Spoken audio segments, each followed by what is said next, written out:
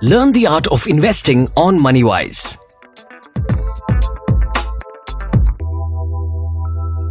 Once upon a time, there was a podcast, and that podcast decided to go down memory lane and pick up little stories to bring to its listeners. Stories that they would be somehow able to connect to the world of investments and money.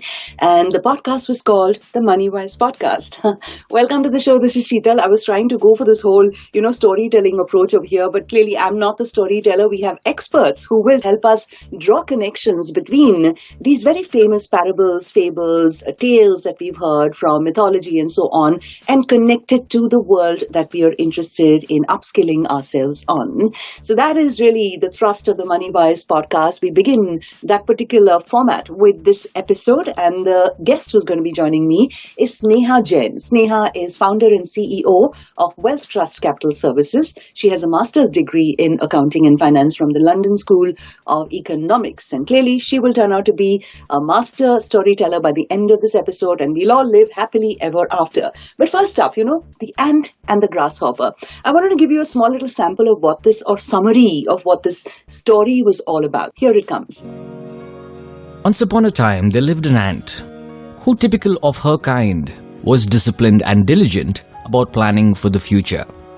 One summer day, a grasshopper chilling in the grass noticed her storing grains away for the harsh winter months.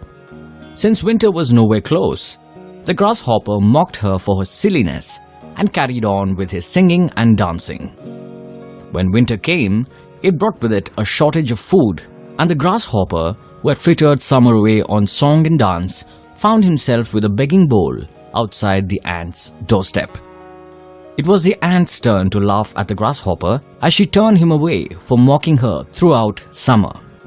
If you're wondering what the Moneywise podcast is doing, giving you stories that you've already heard 5,000 times, either told by your grandparents or your parents at bedtime, well, don't worry too much. That was just to refresh your memory in case you had forgotten what the story was all about. And Sneha, tell us a little bit about this idea of stories that we've all heard and connecting them to the world of, money, investments, and so on. How do you see the two coming together?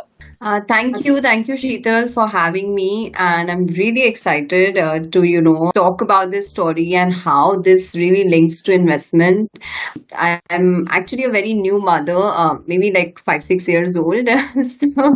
When I talk about these stories to my children also, this is something that really popped up. So I feel it's a great way to, think about a story in the past, what we've learned as a child and, link it to something which we can do practically. So, this is such an important fable. This is such an important story to link to investment.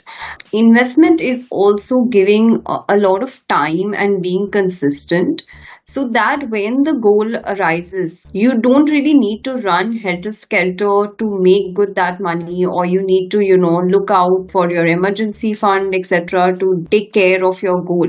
So it's very, very important in investing to give time, to do investing in a systematic format, follow prudent risk management and asset allocation, so that when the time arises, you're not in a position to not meet your goals because you didn't plan in advance.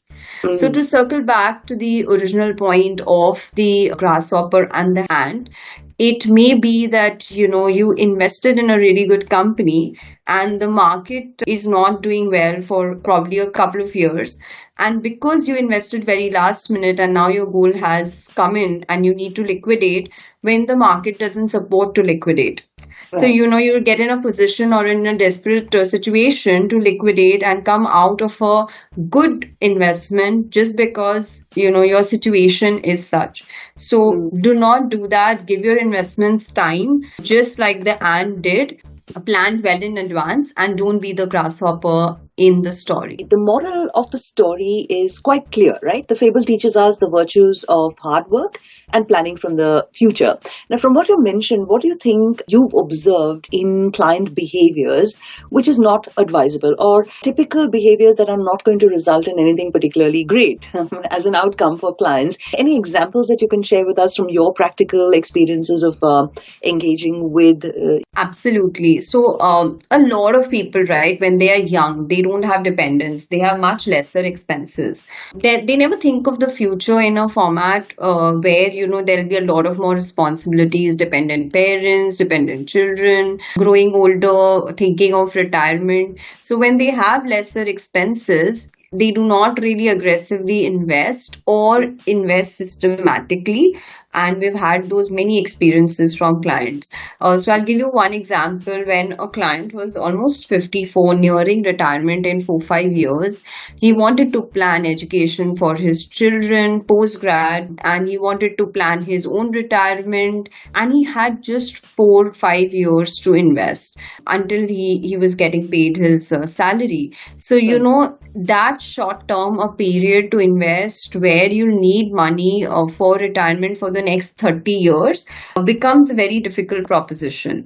So because he didn't think of it much in advance and then was not really the ant, today he has very less time and he has to be very aggressive about his investments to really make compounding work for you, because in normal course it takes about 8 years for compounding magic to really start working.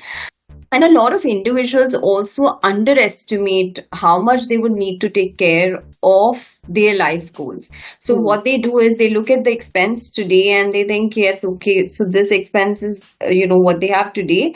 And they only estimate that expense for the next 10-20 years and not adjust it for inflation.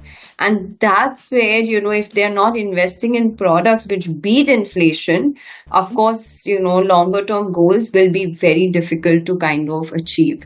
Also, there are a lot of investors who would really spend beyond their means. Like, I've seen a lot of people buy like an iPhone when your salary is just about 70,000-80,000 a month and you're buying an iPhone which is 1.5 lakh.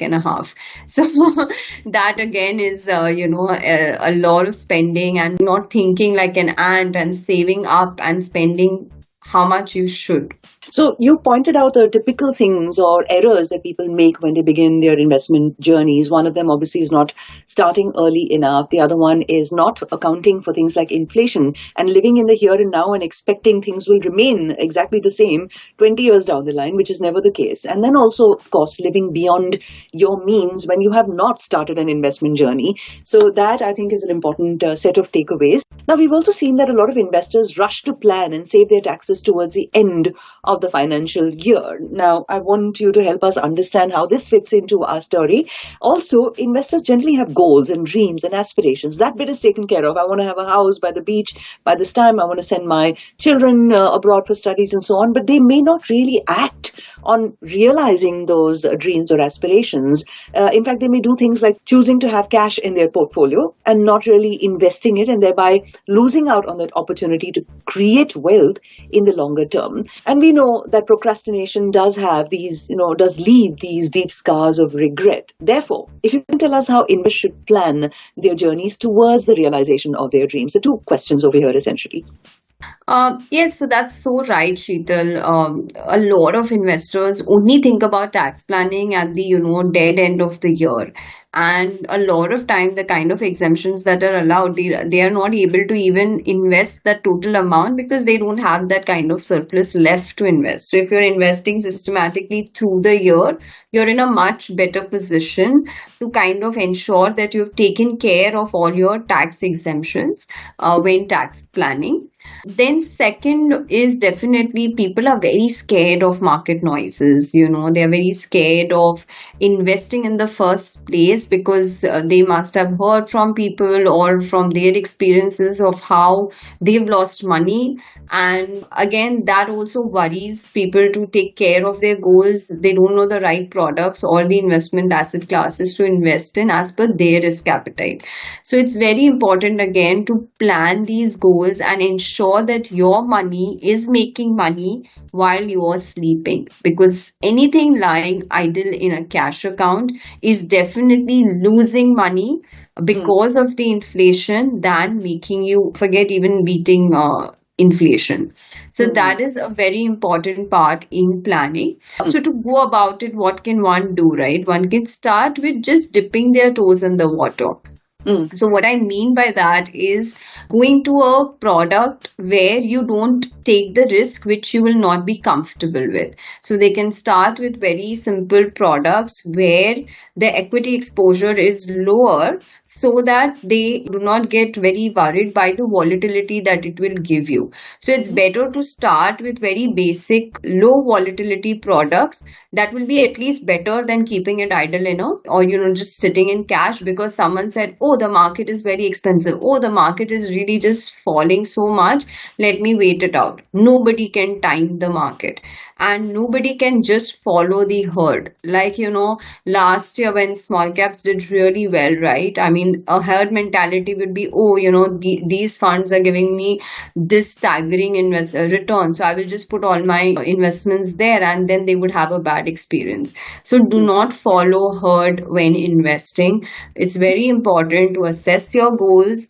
and probably just dip your toes in the water rather than just jumping into the water.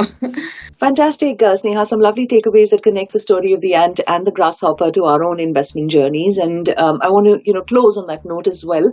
Any final words of advice to our listeners from your personal experience, what you've learned through your own investment journey, perhaps, that links back to the story that we began our podcast with?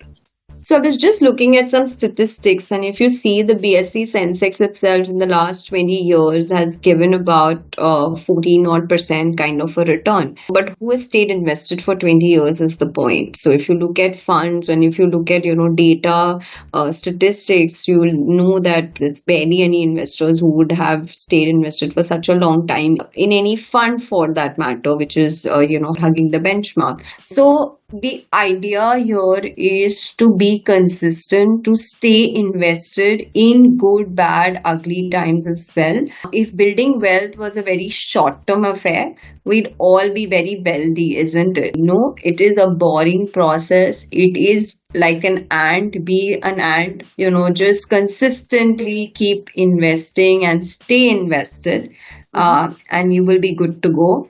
And for those listeners who prefer being aggressive, it would be best for them to kind of stay invested, select the right products and just go with the volatility, asset allocate in a way where you don't give knee-jerk reactions to every market dip and every market noise which is out there. Trust the process. Trust that staying investing will make magic happen for you. And one last question, and this is totally out of syllabus. I was just thinking about it. My favorite comic books and stories that I read in childhood that somehow stayed with me. For me, I think it was Cinderella. Something about rags to riches kind of stories always appeals to people, right? And maybe some other day we'll try and connect this rags to riches. I don't know if it's possible, but we'll see how it goes. Which one was yours? I would say, anything short-lived. I like, even the 3-pig story, right? Where, one pig builds a house with a straw and one with sticks, and the last one builds it with bricks. And the one with bricks takes the longest time. Yeah. So anything which, is built brick by brick, it's going to stay forever. So it may take time, but that wealth is something that has been created over time. So anything that is done consistently will always be more rewarding than anything which is very short term and happens very quickly. Superb. The 3 pigs. There you go. Maybe you've given us an idea for another cast going forward on the Moneywise series. Thank you so much, Sneha, for joining us in today's show. It's been really fun learning about these morals from the ant and the grasshopper from you today. Thank you. It was a pleasure. You're listening to Moneywise, brought to you by Bandhan Mutual Fund. Check out the rest of our series for more insights on investment and personal finance. Mutual fund investments are subject to market risks. Read all scheme-related documents carefully.